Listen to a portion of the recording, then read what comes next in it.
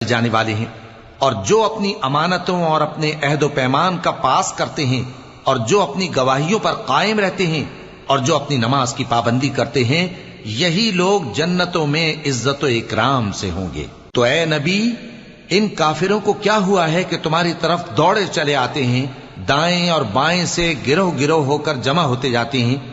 کیا ان میں سے ہر شخص یہ امید رکھتا ہے کہ نعمت کے باغ میں داخل کیا جائے گا؟ ہرگز نہیں۔